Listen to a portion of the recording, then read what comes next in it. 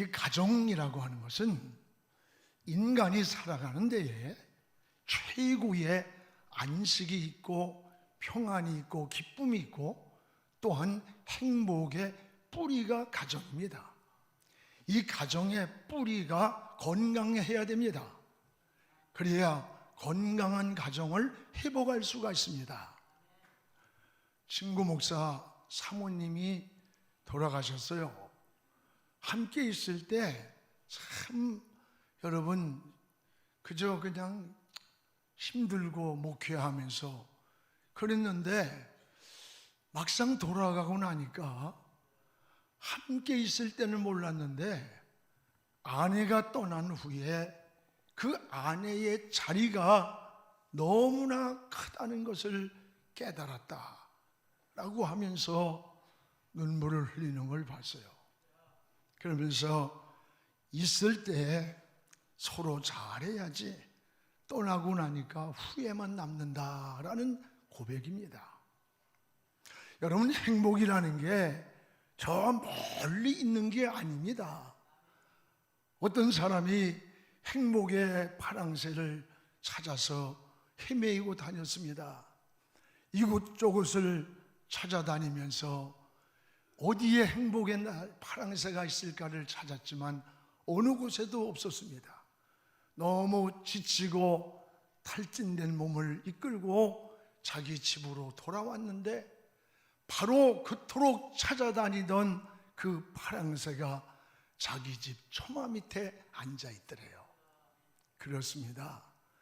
행복이라는 게 멀리 있는 것이 아니라 바로 여러분이 살고 있는 그 가정 안에 있음을 알아야 됩니다. 여러분, 올해 104살이나 되신 우리 김용석 교수님이 참 원고도 없이 1시간을 이야기를 하세요. 그분의 얼굴을 보면 평안하고 욕심이나 탐심이나 이런 게 보이질 않아. 그래서 104살 사는 것 같아. 여러분, 장수하려면 이런 것부터 버려야 되겠다 생각이 돼요. 이분이 쓴 책에 보면 행복한 가정에서 3가지 소리가 들리는 가정이다 라는 글이 있어요. 웃음소리가 들리는 가정, 글 읽는 소리가 들리는 가정, 그리고 일하는 소리가 들리는 가정이라고 했는데 저는 한 가지를 더한다면 찬송과 기도 소리가 들리는 가정이 되어야 된다라는 생각을 해요. 탈무드는 이스라엘 유대인들이 소중히 여기는 지혜서입니다. 근데 그 탈무드에 보면 이런 얘기가 나와요. 어머니가 이제 결혼을 앞두고 딸을 시집을 보내기 전에 그 딸에게 편지를 보내는 내용이 소개됩니다. 사랑하는 딸아, 내가 남편을 왕처럼 섬긴다면 너는 바로 여왕이 되는 거다. 만약에 남편을 하인처럼 여기면 너는 하녀로 추락을 하는 거다. 내가 남편을 무시하면 그는 폭군으로 변해서 너를 다스리게 될 거다. 남편의 가족이 방문을 하거든 밝은 표정으로 정성껏 대접을 해라. 그러면 너의 남편은 너를 소중한 보석으로 여길 것이다. 이런 편지를 결혼을 앞둔 딸에게 보낸 내용이 이 탈무드에 나와요. 이 탈무드는 바로 지혜입니다. 여러분, 오늘 말씀은 이스라엘 백성들이 가장 소중하게 여기는 성경 구절이고 늘 이것을 암송을 합니다. 또한 오늘 신명기 전체의 핵심의 내용의 요약과도 같아요. 지금도 유대인들은 오늘 이 말씀을 자녀들에게 암송을 시키고 계승을 한다고 합니다. 그리고 그들의 우선순위는 뭐냐? 신앙에다 두는 거예요. 우선순위를 하나님께 두고 사는 것. 그래서 율법과 규례를 가르치고 하나님 사랑하라는 소리를 늘 들려주는 쉐마 교육을 시키고 그리고 하나님의 말씀을 삶의 기준으로 삼게 하면서 살아가는 거예요. 모든 우선순위를 하나님께 두고 하나님과의 바른 관계 속에서 살아야 한다는 것, 이게 은혜요, 이게 축복임을 알려주는 거예요. 그래서 유대인들은 신앙을 자녀들에게 계승하는 것을 최고의 사명이요, 교육의 근본 뿌리로 삼고 있는 거예요. 여러분, 유대인들의 뛰어난 민족 정신, 이건요 그냥 생긴 게 아니에요. 이런 지혜는 바로 이런 신앙에서부터 나왔다는 걸 알아야 돼요. 무엇보다 자녀들에게 따라합시다. 신앙을 계승해 주라. 신앙을 계승해 주라는 거예요. 오늘 여기 1절을 우리 같이 한번 읽겠습니다. 이는 곧 너희의 하나님 여호와께서 너희에게 가르치라고 명하신 명령과 규례와 법도라. 너희가 건너가서 차지할 땅에서 행할 것이라. 자녀들에게 율례와 법도를 가르쳐 주라는 거, 가르쳐 주라. 그럼 규례와 법도가 뭐냐? 하나님의 말씀이에요. 부모가 자녀들에게 말씀으로 사는 법, 이것을 무엇보다 가르쳐 주라는 겁니다. 여러분, 부모의 그 교육은 자녀들에게 전 인격적 영향을 주는 거예요. 부모가 바르게 신앙생활하는 모습을 보여주고, 부모가 예비를 소중히 드리는 모습, 기도하는 모습을 보여줄 때 자녀들은 알게 모르게 신앙의 영향력을 받게 되고 좋은 인격으로 자라게 되는 겁니다. 저는 늘 성경을 볼 때마다 사무엘서에 나오는 두 가정의 자녀들을 늘 생각을 해봐요. 하나는 여러분 사무엘 아닙니까?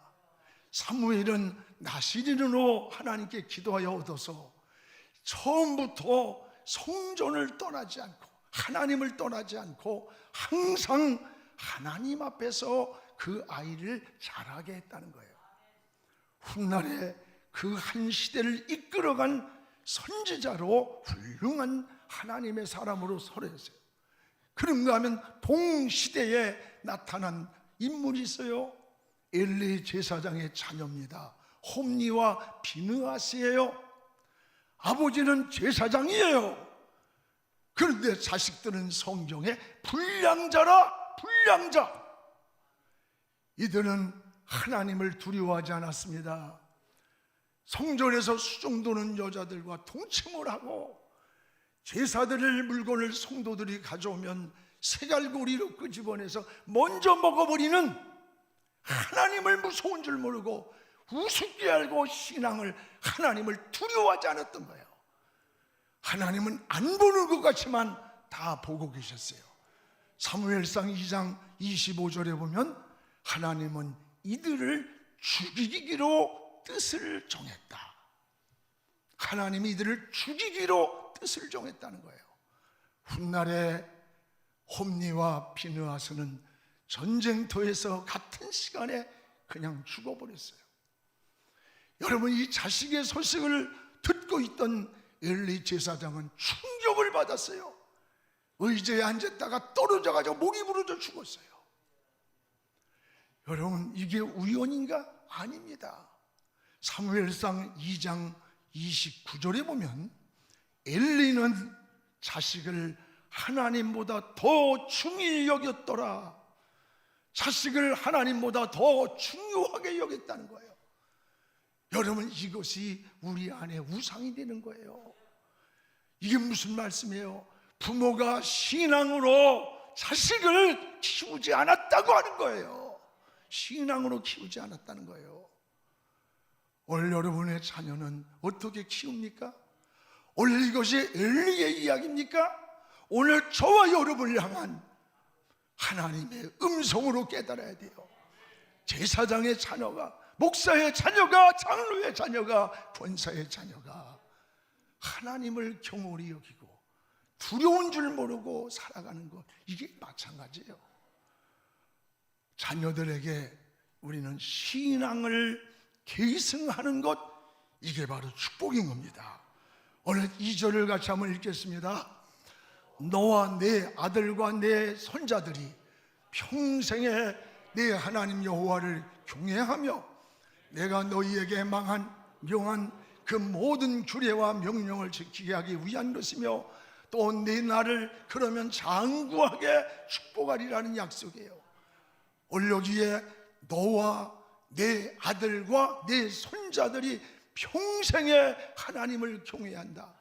너와 내 아들과 손자가 3대가 신앙을 계승해가는 모습을 보여주는 겁니다. 여러분, 신앙의 대를 이어가는 가정, 이게 꿈이 있는 가정이에요. 이게 하나님의 은혜가 있고 하나님의 축복이 약속된 가정이에요. 여러분, 어렸을 때부터 자녀를 신앙으로 키워야 돼요. 자녀들이 점점 커서요, 대학생들 되고 청년 되고 어른 돼 보세요. 정말 어렵습니다. 여러분, 어른들을 갖다가 이미 나무가 자라서 구부러진 나무를 피려고 하면 부러지는 거야. 어려서부터 하나님을 떠나면 죽는 줄 알고 주일날은 하나님의 날을 구별하고 물질이 생기면 하나님의 것을 구별하고 이런 신앙으로 어려서부터 자라야 어느 곳에 어느 환경에 있든지 하나님과 동행하면서 일생을 사는 거예요. 그래서 1년을 위해서는 곡식을 심으라, 10년을 생각하면 나무를 심어야 하고 100년을 생각하면 사람을 키우라는 말이 있잖아요. 여러분, 우리나라는요 자원이 없는 나라예요. 이건 기적입니다. 이렇게 사는 축복은. 기름 한 방울 나지 않는 우리나라에서 유일한 자원이 여러분 뭐라고 생각해요? 그건 사람의 사람. 우리는 사람을 키워서 세계 무대에 세워야 합니다. 그래서 우리의 표도 올해 사람을 세우는 영한 공동체로 정했어요. 기업도요 세계 제1의 상품을 만들어야 되는 거예요. 세계 경쟁에서 떨어지면 하루아침에 무너져 버리는 겁니다. 1등이라고 하는 것은 어떤 모방으로는 1등이 될 수 없는 거예요. 남보다 앞서가는 창의력으로만 1등이 되는 거예요. 창조적으로. 오늘 여러분, 우리 하나님의 사람들은 하나님의 형상대로 지었어요. 하나님은 무한한 지혜를 주시고 무한한 은혜를 주시고 창조적 은혜를 우리 인간에게 주시는 겁니다.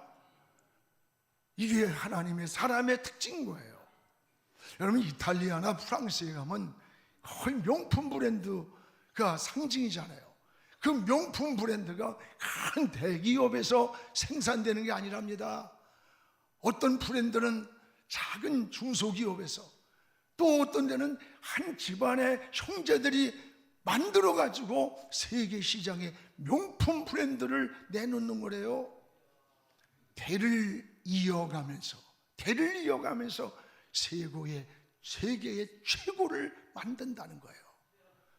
오늘 여러분, 우리 신앙도 마찬가지예요. 신앙도 대를 이어서 믿음을 계승해야 되는 겁니다. 성경에 이런 명문 가정이 어디예요? 여러분, 아브라함의 가정이라 생각해요. 아브라함의 신앙이 이삭에게, 이삭의 신앙이 야곱에게, 야곱의 신앙이 요셉에게 동쿨 넘어서 세계로 뻗어가는 거예요. 대를 이어가는 축복을 볼 수가 있습니다. 오늘 바로 여러분의 가정이 이런 신앙의 대를 이어가는 그런 축복의 통로가 되기를 주님의 이름으로 축복을 합니다. 또 하나는 하나님을 사랑하는 가정이 되는 거예요. 하나님을 사랑하는, 자녀들에게 끊임없이 하나님을 사랑하라고 가르쳐야 된다는 겁니다. 오늘 4절을 우리 같이 한번 읽겠습니다. 이스라엘아 들으라, 우리 하나님 여호와는 오직 유일한 하나님이시라. 우리 5절을 같이 또 읽읍시다. 5절을 너는 마음을 다하고 뜻을 다하고 힘을 다하여 내 하나님 여호와를 사랑하라. 여러분, 하나님의 소리를 들으라는 거예요. 이걸 쉐마라래. 쉐마, 들으라. 하나님의 소리를 들으라. 혼란한 이 시대일수록 우리는 하나님의 세미한 소리에 귀를 기울여야 되는 거예요. 그게 지혜요, 믿음이요, 은혜입니다. 이스라엘 백성들은 히브리 민족이에요. 여러분, 오직 하나님의 말씀을 들으고 하나님 사랑하라는 소리를 들려준다는 거예요. 그런데 이 민족이 특이한 거예요. 세계적으로 히브리 민족은 특이한 민족이라고 말해요. 여러분, 나라 없이 흩어진 민족으로 무려 2000년 동안을 디아스포라 흩어져서 산 거예요. 그런데 놀라운 것은 2000년 만에 1948년에 나라가 회복되었는데 2000년 만에 전 세계 흩어진 유대인들이 모였는데 자기 언어인 히브리어를 다 하는 거예요. 이게 어떻게 가능하겠어요? 2000년 동안 세계 흩어진 그들이 어떻게 자기 언어를 지키겠어요? 여러분, 우리나라에 저 중국의 조선족들, 또 러시아의 고려인들, 세계 700만의 디아스포라 흩어져 살아. 그런데 그들이 몇십 년밖에 안 됐는데도 자기 언어를 못해요. 많이 그래요. 몇십 년 됐는데 우리말을 모르는 거야. 정체성도 없고 민족성도 없고. 저는 우리 아이들에게 집사람이 학교를 미국으로 유학을 갈 때 제일 먼저, 나도 몰랐어요, 태극기를 넣어줬다는 거야. 태극기. 너는 어디에서 어떤 사람이더라도 대한민국 사람이야. 민족 혼을 심어주는 겁니다. 내가 있는 민족이 어딘가를 태극기를 가방에 넣어주고 책상에다 꽂아놔라. 저는 아이들에게 너희들이 아무리 성공을 하고 미국에서 산다 할지라도 너희는 한국계 미국인일 뿐이지 미국계 미국인은 될 수 없어. 죽었다 깨도 상류사회를 오라갈수록 더한 거다. 그렇다면 당당한 한국인으로 네가 서 있는 그 자리에서 인생의 꿈을 펼치고 성공을 꿈꿔야 된다. 그러려면 모국어인 한국말을 잘해야 된다. 아이들을 낳는 대로 한국말부터 가르쳐라. 철저하게 그랬습니다. 우리가 살아가는 삶의 정체성이에요. 이스라엘 민족은 2000년 동안 나라를 잃었어요. 전 세계를 뿔뿔이 흩어졌는데 2000년 만에 다시 나라가 회복되었는데 자기네 모국어인 히브리어를 잃어버리지 않고 다 구사하는 거예요. 이게 어떻게 가능해? 2000년 동안. 이건 철저하게 가정에서 히브리어로 된 성경을 가르쳤던 거예요. 성경 말씀을 가르쳐줬던 거예요. 그래서 이들이 그 모국어를 2000년의 대를 내려오면서도 자기 언어를 잃어버리지 않은 거예요. 이게 이 히브리 민족의 특이한 거예요. 여러분, 이들이 지금 세계의 노벨상의 30%를 소수민족인데 가져가요. 유대인의 위대한 정신은 이 가정에서부터 시작되는 거예요. 가정에서 신앙으로 민족 정신을 계승해 줬던 겁니다. 그리고 교육은 하나님의 말씀이에요. 하나님의 말씀을 이 부모들이 자녀들에게 끊임없이 들려준 거예요. 율례와 법도를 가르쳤고 하나님 섬기는 법을, 하나님 사랑하라는 말을 쉐마 끊임없이 들려줬다는 거예요. 그렇습니다. 오늘 우리의 신앙의 가정도 믿음의 가정으로 출발하기를 주의 이름으로 축복을 합니다. 오늘 자녀들에게 하나님 사랑하는 법을 가르쳐야 돼요. 이것이 바로 믿음이요 은혜인 것입니다. 여러분, 5절에 나왔잖아요. 너는 마음을 다하고 뜻을 다하고 힘을 다해서 네 하나님 여호와를 사랑하라. 사랑하라. 자녀들에게 하나님이 우리를 사랑하셨으니 우리도 하나님 사랑하라. 하나님 사랑하며 사는 법을 가르치는 거예요. 그렇습니다. 하나님은 사랑이시라고 그랬습니다. 요한일서 4장 9절에 하나님의 사랑이 우리에게 이렇게 나타났다. 사랑하면 나타나는 거예요. 눈빛으로 나타나고 행동으로 나타나고 언어로 나타난다는 거예요. 그 나타난 사랑이 뭐냐? 하나님이 자기의 독생자를 세상에 보내신 것은 그로 말미암아 우리를 살리려 하심이라. 하나님의 사랑이 이렇게 나타났는데 그 사랑이 뭐냐? 독생자를 우리에게 주셔서 우리를 살리려고 십자가에 내어준 사랑이라는 말씀이에요. 그렇습니다. 저는 어렸을 때 초등학교를 들어갔는데 한 몇 개월 지났는데 옆에 앉은 친구가 자기 집에 가재 밥을 먹재요. 그래서 그 학교 근처 사는데 갔더니 그 엄마가 시골에 이렇게 상을 그 당시에 식사를 해가지고 가져왔어요. 그 엄마를 본 순간 깜짝 놀랐어. 온 얼굴이 찌그러지고 이그러지고 화상으로 타버린 거예요. 내가 놀라는 걸 보고 병이야, 너 우리 엄마 보고 놀랬지? 그러면서 그 아이가 엄마에 대한 얘기를 하는 거야. 나는 엄마를 위해서 열심히 공부할 거야. 나는 엄마를 행복하게 해주기 위해서 나는 더 성실하게, 난 내가 몇 개월 동안 좋은 친구라는 마음이 들어서 너를 내가 우리 집에 초대한 거야. 여러분, 어려도요 벌써 싹수가 있는 아이들은 달라요. 하는 짓이 생각이 다르고 다릅니다. 어리다고 어린 게 아니에요. 나이가 많다고 어른 노릇하는 게 아닙니다. 그러면서 이야기를 하는 거예요. 엄마가 일을 하러 갔는데 그 자기 집에 불이 났대요. 시골엔 소방차도 없어요. 그래서 막 달려왔는데 그 집에 아이가 자고 있는 거야. 그 양동이를 가지고 막 물을 던지면서 사람들이 불을 끄는데 저 집 안에 우리 아이가 있어요. 저 아이를 건져달라고 아우성을 쳤는데 어느 누구도 그 불 속에 들어가는 사람이 없더래요. 그때 이 젊은 엄마가 자기 몸이 타는 줄도 모르고 불 속에 뛰어들어가서 이불로 아이를 불들 말아가지고 끌어안고 나오면서 자기 얼굴이 다 타버린 거예요. 다 화상을 입고. 그때부터 자기 남편은 아이와 아내를 버리고 어디는가 가버렸더래요. 가버리더래요. 이 아이가 어렸을 땐 몰랐는데 유치원을 들은 거예요. 그러니까 유치원에서 엄마를 보고는 야, 니네 엄마는 얼굴이 왜 이렇게 못생겼어? 너 그 친구 안 할래? 하면서 어린애들이 이러네. 그때서야 이 아이가 자기 엄마를 생각하면서 막 악을 쓰면서 왜 엄마는 얼굴이 못생겼어? 나는 엄마 안 할 거야. 안 할 거야.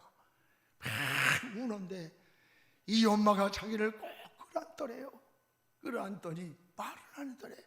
이상해서 울다가 이렇게 보니까 엄마의 얼굴에서 눈물이 떨어지는데 그 눈물이 손등에 피가 떨어지더래. 피가. 그러면서 네 엄마가 못생겨 미안하다. 그러나 나는 행복해. 네가 살았기 때문에, 너는 건강하기 때문에. 그러면서 지금 그 내가 왜 이렇게 됐는지를 엄마가 이야기를 하더래요. 이 자식을 살리기 위해 자기 몸을 다 불에 태운 거야.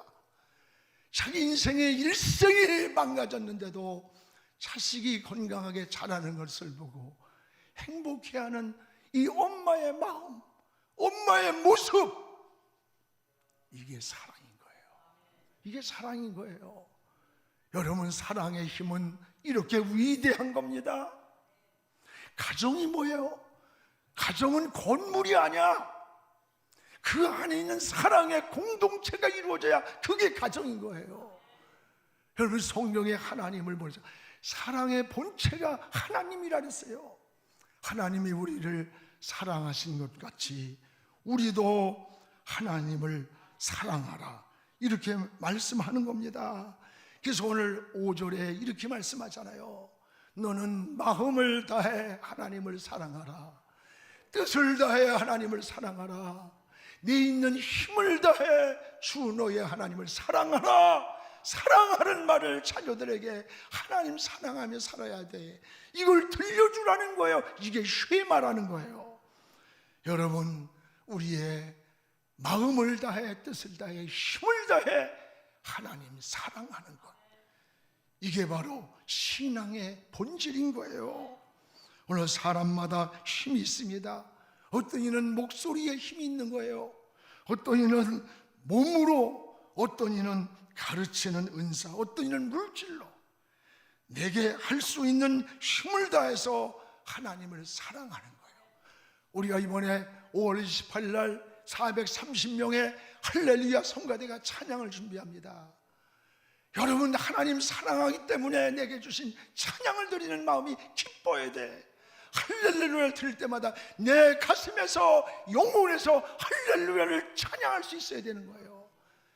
이게 하나님을 사랑하는 자의 모습인 거예요. 여러분 자녀들에게도 어려서부터 하나님 사랑한다는 소식을 늘 들려주기를 주의 이름으로 축복을 합니다.